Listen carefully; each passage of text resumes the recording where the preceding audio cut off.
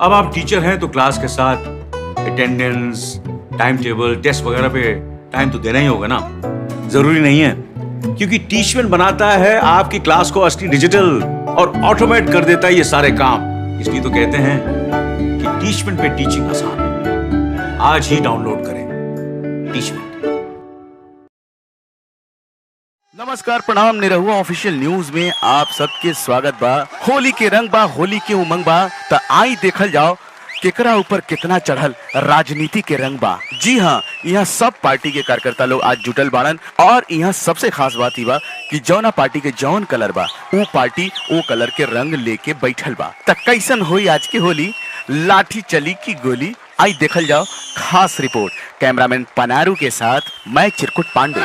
रुका लोगन, ये सब शुरू होने से पहले हम निरहु से एक सवाल करे चाहत हैं। जी हाँ निरहु जी, क्या आप इनकी बातों का जवाब देना चाहेंगे? हाँ हाँ जरूर देंगे। पूछिए चाचा, क्या पूछ रहे हैं आप? नहीं बाबू, पूछब तो तब जब बुरा न मनबे तब। अरे होली के दिन आज का बुरा मानल जाई? आप पूछा, जो पूछे के पूछा एकदम बिंदास। हाँ हवे तो तू अहिरे, लेकिन अहिर के नाम पर कलंक हवे। यही से पहले कह देनी है कि बुरा मत मनिए। अरे नहीं चाचा, वैसा हूँ केहू के बात के बुरा ना मानिला। तू पूछा, चिंता मत करा।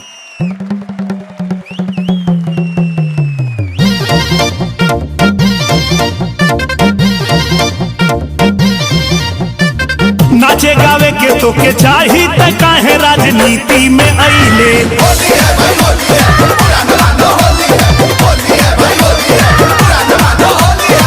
रुका रुका सर, तनी और पूछे दा कुछ। हार गईले उतरल ना पाई, तू काहे राजनीति में आइले। नाचे गावे के तो के चाही, तू काहे राजनीति में आइले।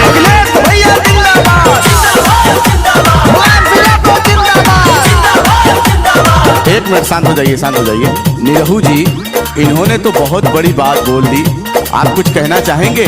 जाने दीजिए इनको, क्या बोले, हमारे बड़े बुजुर्ग हैं, इनको हक है बोलने का। काहे रे बाबू, कुल बुद्धि हरा गई। नहीं चाचा, जवाब तो दे देती, लेकिन बुरा मान जी वालों। अरे बुरा का माने के हो तो खूने खानदान है। बोल बोल, का बोलत है? ठीक बात तो सुना। यूपीओ में लड़ी है वो पैसी, चचा अब चल रही हाल भैसी।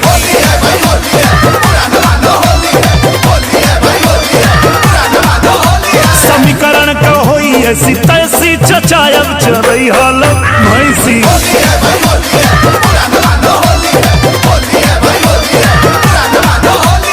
का चचा, कैसन लगल जवाब? बोल ले, घरे का लड़का है तो भाई उतर जाई, ठंडा हो जाए बेटा। एक आध बेर और हरबे ना तो भाई ठंडा हो जाए। आई समीकरण का ना बात करते हुए तुम, काहे समीकरण बिगड़ जाई? इन्हन के इतना दिन साइकिल पे बैठा के ढोले जा, काई कुल साथ ना दिए सर। जनाब थोड़ा तमीज से बात कीजिए। का तमीज से बात कीजिए? इतना दिन हमन तोहन के ढोनी जा तो उन्होंने साथ ना देबा। अब की साथ ना देबा तो कूट के रख देवल जाई। उधर और तेजुआ का साथ ना दिला लोग बिहार में, गड़बड़ा गए लड़का। तेजस्वी यादव जिंदाबाद, जिंदाबाद जिंदाबाद। लालू यादव जिंदाबाद, जिंदाबाद जिंदाबाद। ओवैसी चाचा जिंदाबाद, जिंदाबाद जिंदाबाद। ओवैसी चाचा जिंदाबाद, जिंदाबाद जिंदाबाद। ऐजू गड़बड़ेवा सरकार है। जनाब थोड़ा तमीज से बात कीजिए, खुदा का खौफ खाइए। अरे होली एक गुजिया मलपुआ खाएंगे कि खौफ खाएंगे? अरे सुनिए हमारी बात। बतावा तो ही बतावा इनके। हक के लिए जो हमारे लड़ेगा, बिरादर की सेवा बिरादर करेगा।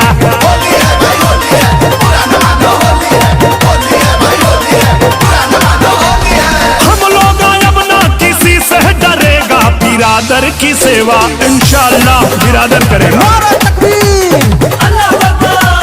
जैसा कि आप लोग देख रहे हैं, होली के रंग राजनीति का रंग कैसे मिला हुआ है। और यहाँ हमारी नजर एक और सज्जन पर पड़ी है जो कुछ बोल नहीं रहे हैं। ये प्रधान जी हुआ। अरे भाई साहब, आप कुछ बोल क्यों नहीं रहे हैं? बोला हो प्रधान, हम आप लोग से क्या बोले, हमारा क्या दिक्कत है? हम सीधा मोदी जी से बोलना चाहते हैं। अरे बोलिए बोलिए, हम आपकी बात चैनल के माध्यम से मोदी जी तक पहुँचाएंगे। है प्रधान, बोटा कान मर्दे। पैसा कुछ खातावा में डाल देता मोदी जी, खर्चा थोड़ा खातावा में डाल हो मोदी जी, नहीं तो चुनौआ थोड़ा सा डाल हो मोदी जी, नहीं तो चुनौआ थोड़ा सा डाल मोदी जी। क्यों आप चुनाव टालने की बात क्यों कर रहे हैं प्रधान जी?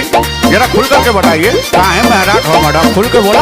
बर्ड फ्लू के चक्कर में ना मुर्गा के हुखात बा, 600 रुपया किलो देखा बकरा बिकात बा, प्रत्याशी गरीबवन के संभाल हो मोदी जी, प्रत्याशी गरीबवन के संभाल हो जोगी जी, तन्नी सा चुनौआ आगे टाल हो मोदी जी, नहीं तो चुनौआ थोड़ा सा टाल मोदी जी।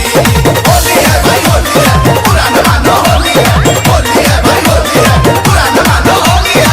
जय श्री राम, जय श्री राम। गौर से देखिए इस सज्जन को, इस होली मिलन समारोह में इनका अलग ही रूप है।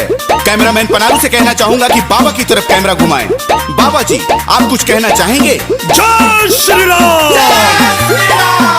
नए भारत का नव युग में नया निर्माण है मंदिर, नए भारत का नव युग में नया निर्माण है मंदिर, सनातन धर्म है जिनका न समझे मर्म मंदिर का, उन्हीं मूर्खों के सीने में, उन्हीं मूर्खों के सीने में यह सीधा बाण है मंदिर, उन्हीं मूर्खों के सीने में यह सीधा बाण है मंदिर।